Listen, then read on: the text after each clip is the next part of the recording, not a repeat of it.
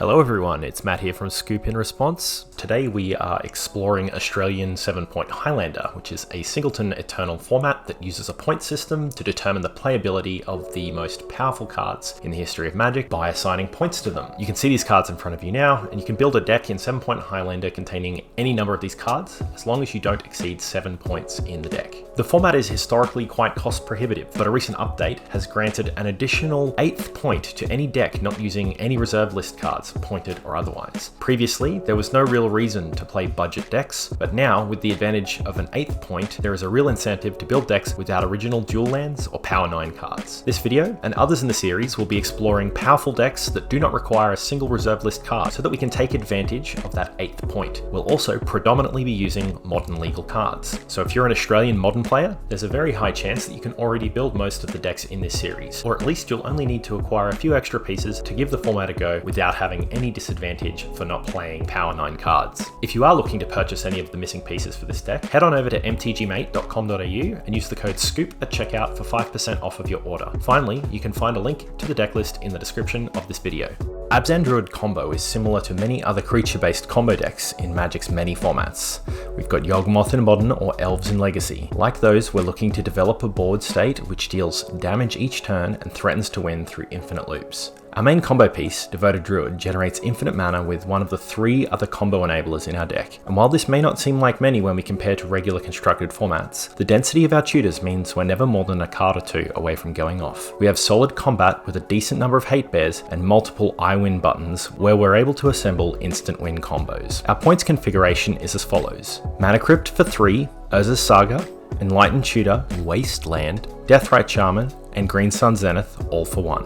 Mana Crypt is the single best ramp card that we have access to, and in many cases it can even beat out Power in terms of its impact. It lets us cast turn 1 Thalia, so that every non-basic enters tapped, also Heliod, so we can threaten a big win with any tutor. It also lets us deploy both halves of our combo cards on turn 2, making it an overall great addition, albeit maybe a little out of place. Urza's Saga is a house in every format that it's legal, and 7-point is no different. We use it to tutor combo pieces or our Mana Crypt in game 1, and it can be used to fetch Graveyard Hate game 2 and 3 if we so desire. Enlightened Tutor is typically regarded as one of the weaker single point tutors in the format, but in our deck it tutors every single combo piece that isn't a creature, and we have plenty of ways to get those. It also doubles up as either side of the Heliod combo, which is nice if our opponents don't have anything that they can do about it anyway. Wasteland's just a great card that you can use to take advantage of your opponent's greedy mana base, or occasionally completely shut them out from a single colour, preventing them from being able to develop their board further. Deathrite Shaman is rather unassuming to those who don't fully appreciate its power. It ramps early, it denies graveyards, and it also deals damage and heals us. Simply look at where it's banned rather than where it's played to see where its power is. Green Sun Zenith is our last point, and it's a great tutor and always the best top deck in your deck.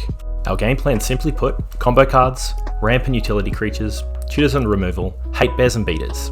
Our game plan in game 1 is to develop our board and ramp into either threats or combo pieces where we can attempt a turn 3 or turn 4 win right out of the gates. Devoted Druid is very resilient, with its activated ability making it exile proof from the battlefield even before it loses summoning sickness. Versus other creature decks will fare quite well, but it's important to establish whether we're racing life totals or going for a combo early on. Often we'll find our hand lets us know ahead of time the right play, as we won't be able to deploy threats and tutors at the same time in our early turns. The added benefit of redundancy for our primary combo means that we can actually telegraph and force our opponents to overcommit to stopping it. In the right circumstances, seeing a Vizier getting Assassin's Trophied or counterspelled is much better than it happening to our 3 drops. Against our more interactive opponents where our combo may be weak, we can consider removing the redundant pieces and playing harder into the Hate Bear and Stacks plan. A turn 1 choke can be game winning, much like resolving an Archon or an Eidolon against the right decks. We've got additional protection and hate cards, which lets us push right into the direction we need to after our opponent's game plan is revealed. Like many formats, the blend of taxes, hate bears, and mid-range dude piles can be seen across the green-white X decks. And in Highlander, we have more combo-focused variants like Yawgmoth, and more discard-focused and fair mid-range present in Jund as alternatives to Druid combo.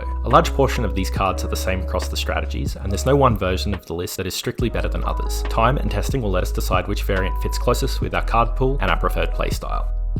Our deck clocks in at $1,327, making it considerably more expensive than most modern decks and about the same price as Money Pile. The good news is that only 12 cards would need to be sourced outside of the modern legal card pool. The not so great news is that those 12 cards add up to about $500 between them, making a third of the deck's value not coming from the modern legal card pool. The silver lining is that while these cards might be expensive, they mostly represent Commander staples, so borrowing, begging, or buying these won't be too difficult. If you're looking for ways to reduce that value, Mana Crypt is your biggest culprit, followed by Allosaurus Shepherd and Sylvan Library. None of these cards are crucial, so you could consider Sol Ring as a replacement for Mana Crypt, saving $200 in the process. They're both 3-point cards, but the downside is that in this exchange, on turn 1, you won't be able to deploy Sol Ring and a Mana Dork. Shepherd can be swapped for a Mana Dork, or Destiny Spinner if you're concerned about your creatures being countered, and Sylvan Library for a card draw engine such as Palace Jailer. Making those changes will see you exchanging about $335 in cards down to about $5 of cards. This will bring the deck's value into the sub 1000 range and puts your exposure to non-modern legal cards to a much more manageable $145. And if you are looking to pick up some extra cards for this deck or maybe another one, you should check out MTGMATE and use the affiliate code SCOOP for 5% off your order at checkout. MTGMATE has a great range of cards, and because they're located within Australia, it means your order will be processed and shipped out to you super quickly. So we spoke at the start of the video about building a deck without reserve list cards. It is important, and it's worth mentioning the cards that we do miss out on following these deck building restrictions. The 3 dual lands would certainly add value to the deck above shocks. We've got a reasonably costly mana base with the 3 shocks in it, so avoiding those would certainly give us a percentage point or 2 in some matchups.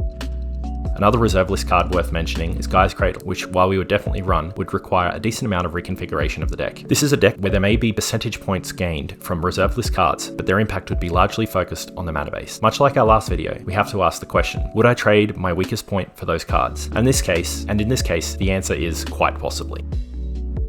So that wraps up everything we're covering on the deck today. I really hope you enjoyed the video and the insight into this deck, and I truly believe that accessing that bonus 8th point is more than enough to tip the decks in this series into that competitive space. I can't wait to start playing a few of these non-reserve list brews as soon as it becomes legal on the 1st of July. In related news, today is the first day of Eternal Weekend, a multi-day event at Games Portal in Melbourne. I'll be playing the Vintage event tonight with Legacy Modern and of course 7-point Highlander events to come later on in the weekend. I'm going to be doing a few videos over the course of the event and would love to wish all of the other players the best of luck for the weekend. The 7-point event in particular, slated for tomorrow, has more than 80 players registered at the time of recording this video, so I'm really excited to play in a large format field for 7-point. Once again, thanks for checking out the video. If you're new to 7-point or just a curious modern player, I can't urge you enough to give the format a go. We'll continue to post deck text for powerful archetypes that aren't going to cost you thousands for the mana base. And if you like what you heard today and it sounds of interest, jump onto the Discord groups, the Facebook groups, 7-point Highlander, and find out where you can play locally. Thanks again, and bye for now.